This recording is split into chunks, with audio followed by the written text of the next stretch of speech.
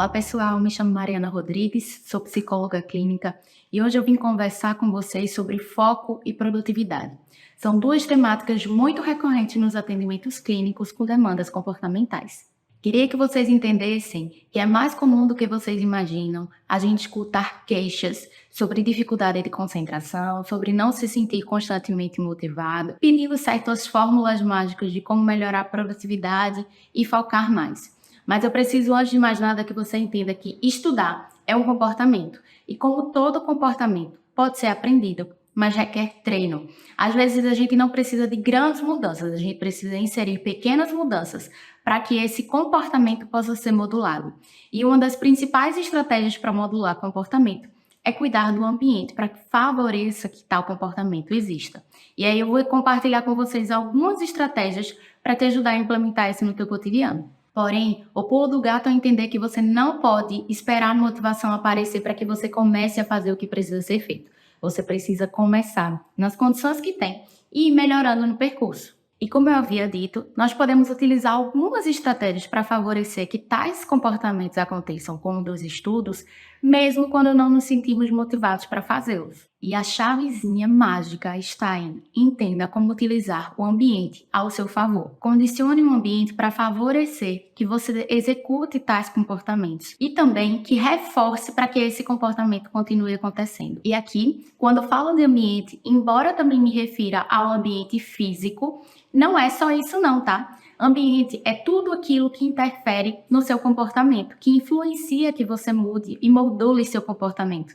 Então, é sobre os conteúdos que você consome, as pessoas que você convive, os outros hábitos que você executa que podem facilitar ou dificultar a execução de tal comportamento. Pois bem, então separe um papel e uma caneta para anotar algumas sugestões de como modular o seu ambiente para que possa interferir positivamente no seu comportamento de estudo. Lembra de ouvir atentamente tudo isso, levando em consideração o autoconhecimento, para que você perceba o que funciona para você, o que funciona dentro da sua realidade e fazer as devidas adaptações quando necessário.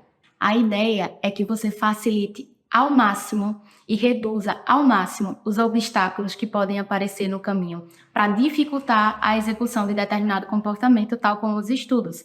Então, quanto mais etapas você facilitar para que quando for estudar você consiga de fato se concentrar, melhor. O planejamento e a organização são fundamentais. Primeiro, para nos ajudar a lidar com a ansiedade. Segundo, para que quando você tiver um tempo para estudar, você não precise ficar pensando sobre aquilo que vai fazer. Consequentemente, você diminui o gasto energético que demandaria para isso e que poderia ser direcionado para os seus estudos. E esse gasto energético poderia até dificultar que você começasse a estudar. Então, tenha um direcionamento para suas ações.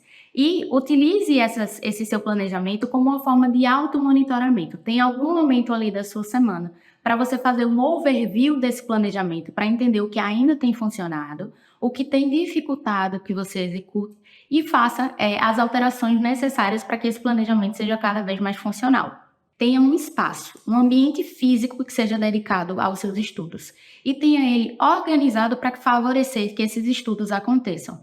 Então, uma bancada organizada com os materiais que você vai utilizar. Isso porque você não vai precisar organizar na hora de estudar e, mais uma vez, economizando certa energia que poderia ser direcionada para os seus estudos. Além de modular o seu comportamento para que você continue estudando, por evitar algumas distrações. E aí entra a próxima sugestão. Evitem possíveis distrações.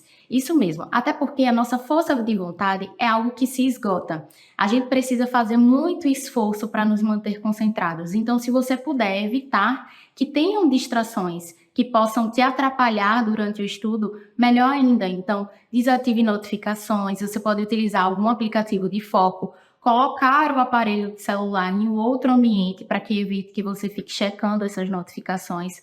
Então, muitas das vezes, pelo autoconhecimento, a gente já sabe aquilo que nos atrapalha. Então, utilize essa informação para poder modular o seu ambiente para que ele reduza as distrações que poderiam interferir e atrapalhar o seu foco e sua concentração. Então, antes de começar a estudar, separa um timer com um tempo em que você considera que consegue se manter concentrado e um tempo também para tirar as suas pausas. Assim, durante o tempo de concentração, você evita ao máximo tudo aquilo que poderia te distrair, visto que você vai ter um tempo de pausa dedicado para cuidar dessas questões. Essa eu considero uma das dicas mais importantes. Como eu já disse e repeti aqui nesse vídeo, o ambiente modula o nosso comportamento. Então, a gente pode utilizar essa informação a nosso favor, criando um ambiente que pode estimular aquele comportamento que a gente quer executar. Primeiro, eu já trouxe a organização para favorecer que isso aconteça. Segundo, busque consumir conteúdos que vão te estimular a ir atrás do seu objetivo. Você pode seguir pessoas que favoreçam isso e deixar de acompanhar, na medida do possível, pessoas que podem atrapalhar e te distanciar do teu objetivo. Esteja com pessoas que também possam estimular você, que possam validar os seus esforços e também evitar levar em consideração aqueles comentários invalidantes em relação ao teu processo. Ainda levando em consideração a criação de ambientes estimulantes, você pode utilizar dessa informação também em relação aos seus ambientes físicos. Eu já tinha trazido a importância de organizar a sua bancada de estudo, mas você pode às vezes mudar de ambiente, você pode estudar em bibliotecas, porque são ambientes que favorecem que esse comportamento aconteça.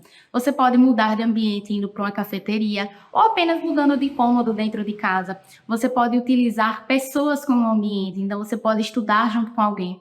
E hoje a gente tem como estratégia fazer isso de forma online, então você não precisa nem se deslocar. Como, por exemplo, o Estude Comigo, que já acontece aqui no meu médico residente. Então você pode utilizar a ferramenta de ver outras pessoas estudando para que isso estimule também com que você faça o que precisa ser feito. As modificações às vezes parecem muito simples e podem parecer que não são tão relevantes, mas a insistência e persistência pode tornar com que o estudo de fato se torne um hábito para você, a concentração se torne cada vez melhor e a produtividade também. Portanto, é importante que você cuide do seu ambiente para que ele facilite a adoção de determinados hábitos.